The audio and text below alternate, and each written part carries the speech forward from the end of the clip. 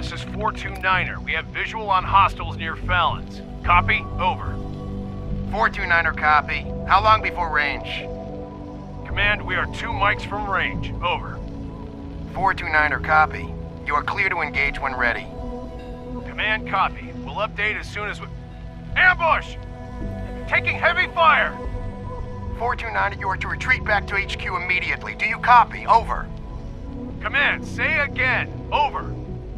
429er, retreat back to HQ immediately. That's an order. Over. Command, copy. Pulling back to HQ. Out.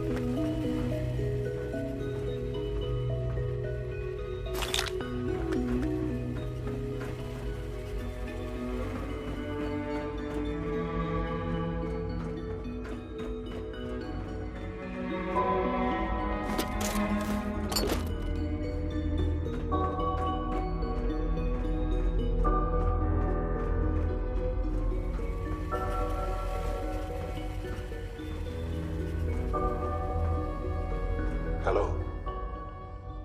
I wondered if you might make it here. You're quite resourceful. I am known as Father. The Institute is under my guidance. I know why you're here. I'd like to discuss things with you face to face. Please, step into the elevator.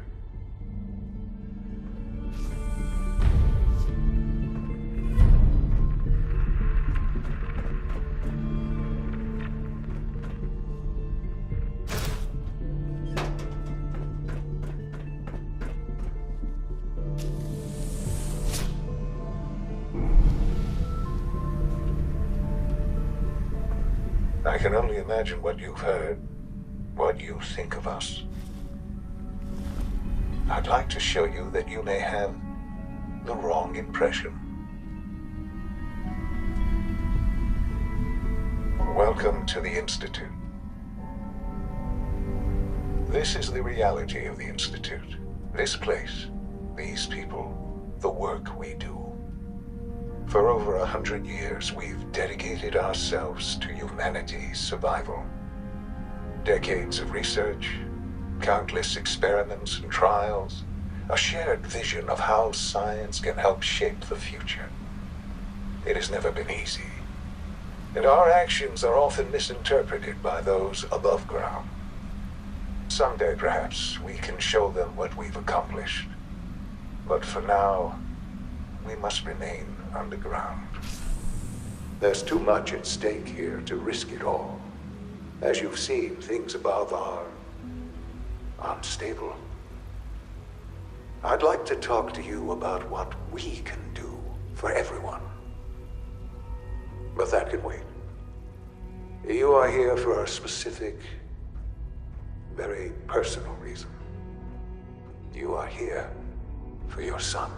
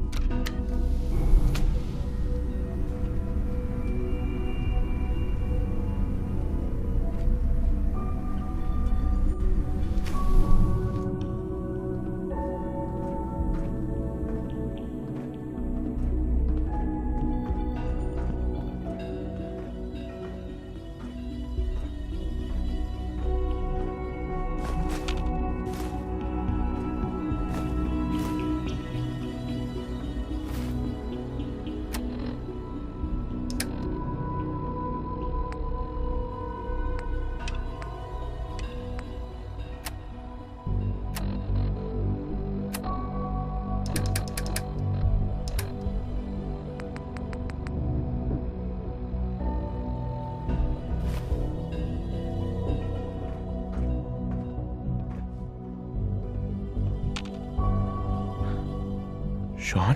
Huh? Yes, I'm Sean.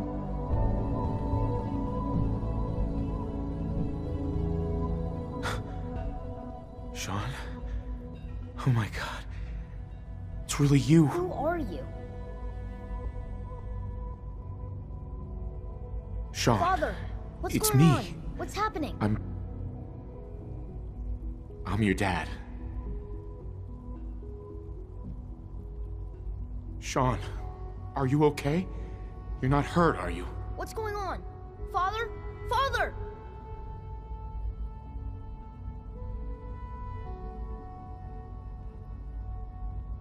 Shh. It'll be okay, Sean. I'm here I now. don't know you. Go away. Father! Father, help me! There's someone here. Help me!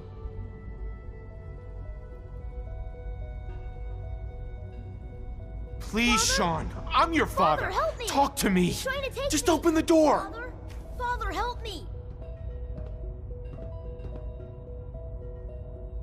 Sean. S923, recall code Cirrus. Fascinating, but disappointing. The child's responses were not at all what I anticipated. He's a prototype, you understand. We're only just now beginning to explore the effects of extreme emotional stimuli. Please try and keep an open mind. I recognize that you are emotional, and that your journey here has been fraught with challenges. Let's start anew. I am Father. Welcome to the Institute.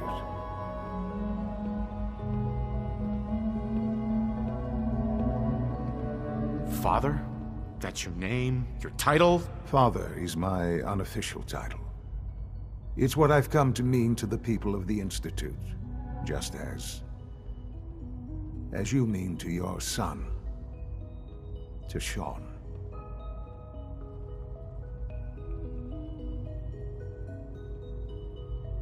I'll make this very simple.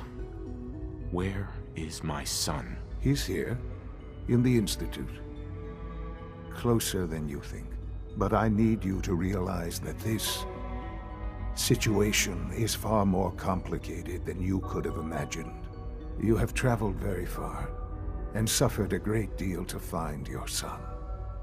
Well, your tenacity and dedication have been rewarded. It's good to finally meet you, after all this time.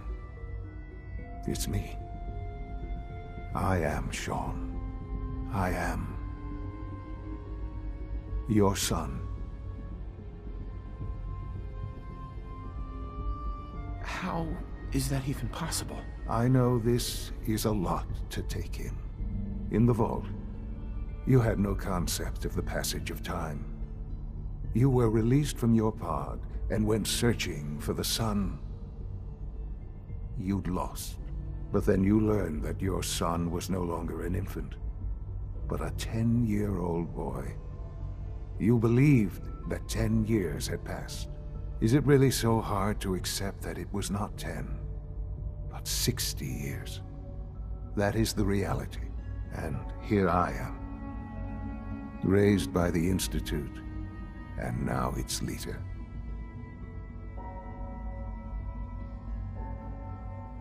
They stole you, kidnapped you. Wasn't right. Right, wrong, irrelevant. It was necessary. The Institute believed humanity's future depended on it. At that time, the year 2227, the Institute had made great strides in synth production. But it was never enough. Scientific curiosity and the goal of perfection drove them ever onward. What they wanted was the perfect machine. So they followed the best example thus far. The human being, walking, talking, fully articulate, capable of anything.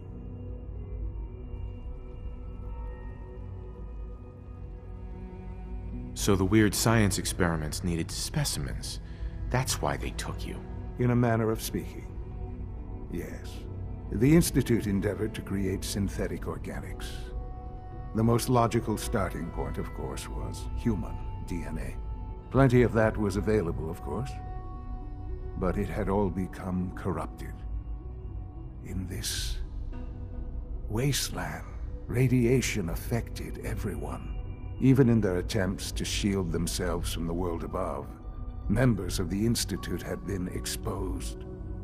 Another source was necessary. But then the Institute found me after discovering records from Vault 111. An infant, frozen in time, protected from the radiation-induced mutations that had crept into every other human cell in the Commonwealth. I was exactly what they needed. And so it was my DNA that became the basis of the synthetic organics used to create every human-like synth you see today. I am their father. Through science, we are family. The synths, me, and you.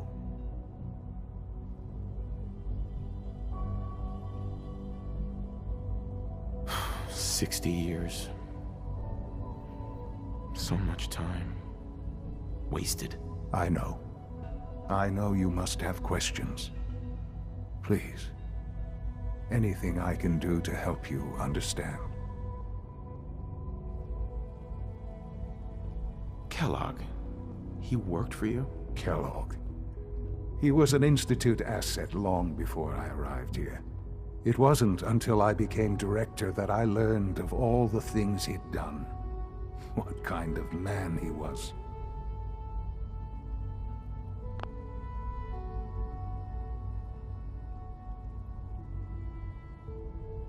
You knew the man was a psychopath, but you used him anyway? Would you have preferred that I turned him loose on the Commonwealth? At least keeping him on a short leash kept the collateral damage to a minimum. The Institute took advantage of Kellogg's vicious nature. I will freely admit that. Institute technology prolonged his life, and his usefulness far beyond any normal human lifespan.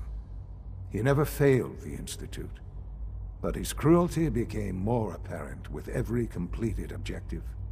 I won't lie. It's no coincidence your path crossed his. It seemed a fitting way to allow you, us, to have some amount of revenge. What else can I say to ease your mind?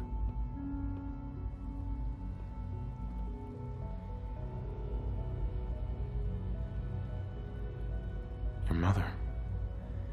She never got to see you grow up? Yes. What happened to her was... I've gone over the records of the incident, of course.